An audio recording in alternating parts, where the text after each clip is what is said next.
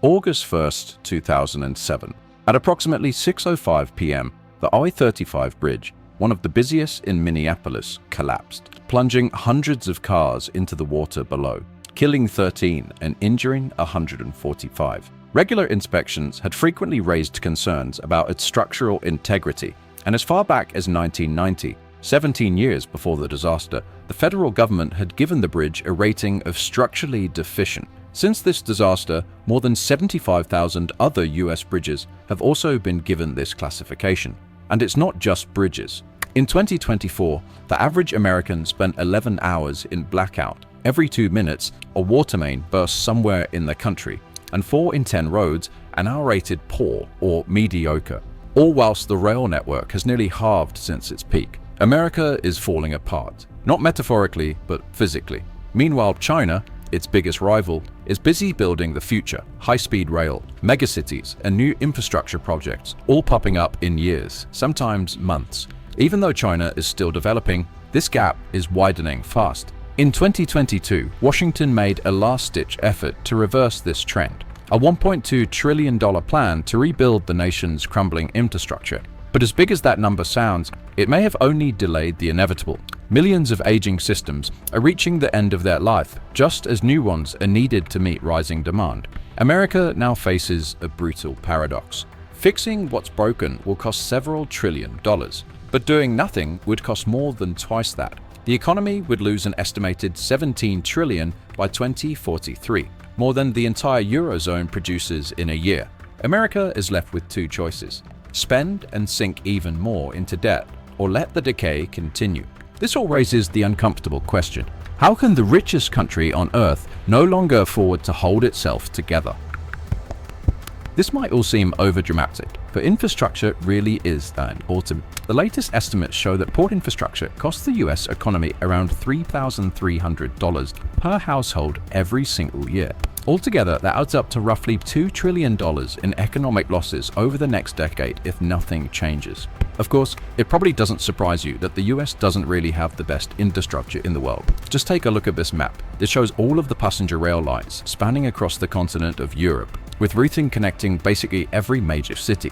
Then compare that to the US, and it's almost embarrassing. But what you might not know is that America wasn't always like this. In fact, going back to the 1950s, it actually had one of the best infrastructure systems in the world. By the end of the decade, the US had built more miles of paved road and rail networks than every other developed nation combined. In a weird way, the country's ability to do this was really thanks to an economic crisis, the likes of which the world had never seen. By 1933, the peak of the New Deal infrastructure, America had been stuck in the Great Depression for more than 3 years.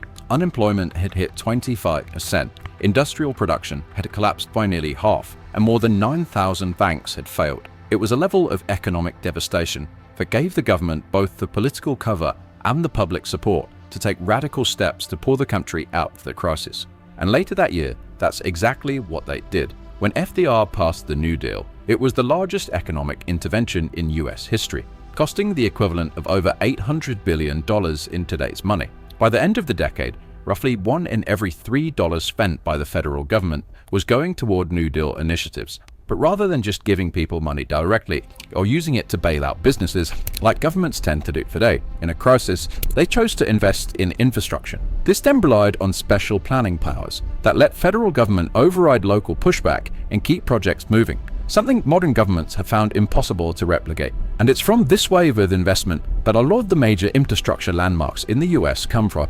Icons like the Golden Gate Bridge, the Hoover Dam, and the Lincoln Tunnel. That approach was so successful that presidents from both parties would end up doing the same thing for decades, from Eisenhower's interstate highways to Kennedy's massive airports.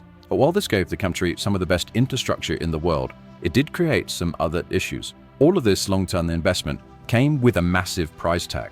And once government spending had grown to support it, it became almost impossible to cut back in other areas. Welfare, entitlement programs, and countless smaller agencies all expanded alongside these big projects. By the 1980s, the size of the federal government as a share of the entire economy had nearly doubled. That led to a mounting backlash, and it helped propel Ronald Reagan into office on a promise to slash that spending. And that's exactly what he did, cutting non-military discretionary spending by a third during his time as president. But in doing so, he also slashed federal infrastructure budgets, cutting funding for transportation, water systems, and public transit by roughly the same amount. So, for the next 20 years, public investment in America's infrastructure flatlined, drifting far below the levels that had once powered the country's rise. Now, for a while, this wasn't really noticeable. Major infrastructure projects often take decades to complete, and it's relatively easy to paper over the cracks of existing systems by repaving highways and patching up bridges,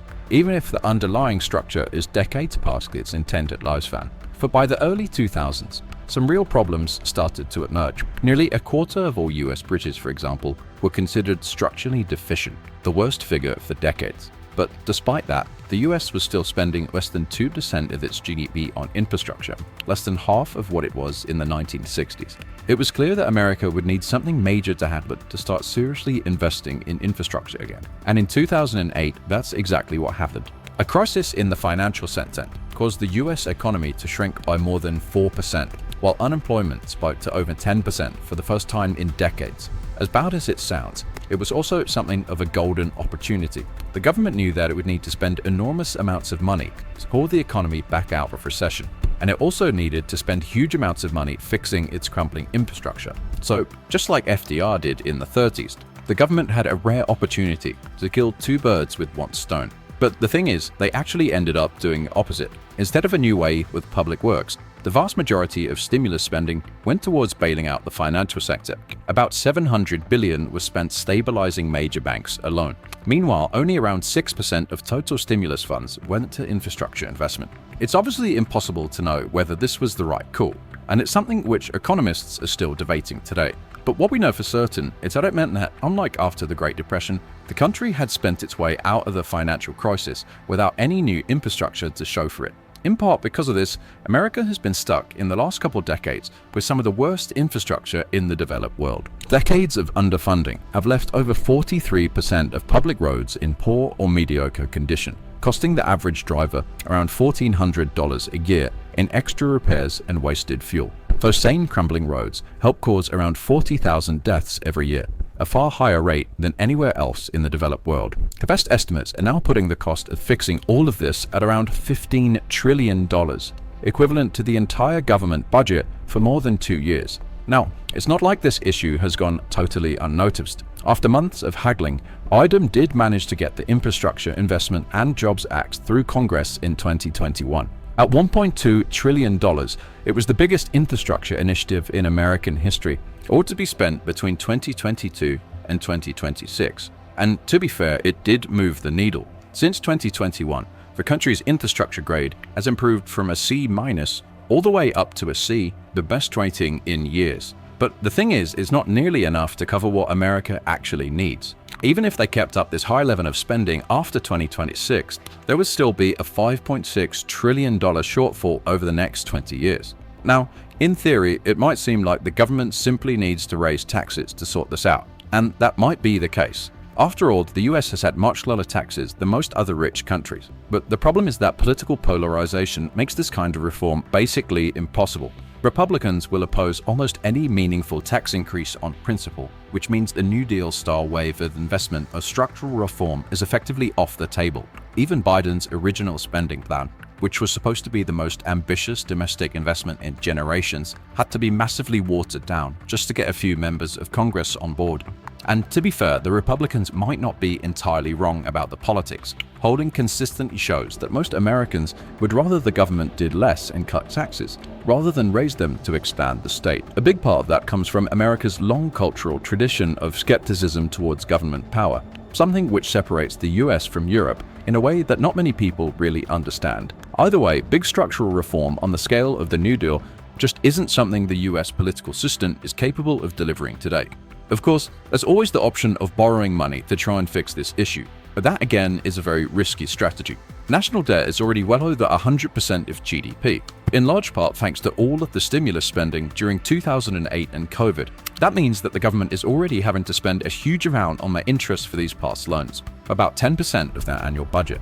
With such a tight budget, it becomes politically incredibly hard to invest in things for the future, even if everyone agrees they're desperately needed. But as big as the underinvestment problem is, it's only half the story. Because even if the government did throw far more money at the problem, it's not actually clear it would make things any better. A lot of America's most ambitious projects, like California's high-speed rail, have become derailed not by lack of funding, but by how incredibly inefficient the whole system has become. When it was first proposed in 2008, the entire project was supposed to cost around $35 billion. The idea was to build a high-speed rail line running from San Francisco in the north down through the Central Valley and all the way to Los Angeles and Anaheim in the south, effectively connecting the state's two biggest population centers with trains running over 200 miles per hour. On paper, this was going to save hundreds of thousands of commuter hours, but the project almost instantly ran into some issues. The initial route cut straight through a lot of the state's farmland. Within months, Central Valley farmers filed over 30 separate lawsuits, arguing that the track would hurt their business. Some owners refused to sell at any price, forcing the state into years of eminent domain battles just to access small strips of land. Eventually, the state was forced to adjust the route, but every time that they tried to do that, they'd run into another group that would do everything in their power to block the lines. Cities like Bakersfield blocked the route because it was going to run next to a school, threatening to disrupt children's learning. Then the Planning and Conservation League threatened to sue the government on the grounds that the project violated California's Environmental Quality Act. If that makes all of this sound like an impossible situation, that's because it is. It's better after more than 15 years, they still haven't completed a single mile of high-speed track, and many are now even calling for the project to be scrapped altogether. Legal battles are only part of the story.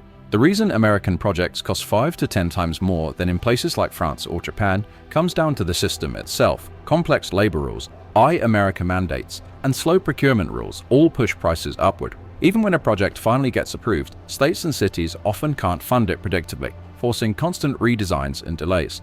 And all of this compounds into a cost structure that no other developed country faces. Compare that to the country like South Korea, which in the 90s managed to build their entire KTX high-speed rail network in under 8 years. They were able to do this in large part because the national government could effectively override any local level complaints without having to go through the entire legal process. And it's not just them. France built 2,700 kilometers of high-speed rail with none of the delays the US sees. Spain has the largest HSR network in Europe, and Japan has near-perfect on-time performance and built its first bullet train 60 years ago. For better or for worse, the US government simply doesn't have the power. Thanks to legislation like the National Environmental Policy Act from the 70s, every major project has to clear layers of environmental reviews, local zoning boards, county governments, state agencies, federal courts, and often multiple rounds of public consultation. Of course, this kind of legislation wasn't done with bad intentions, and on paper it not even sound like the worst thing. But over time, it's created a system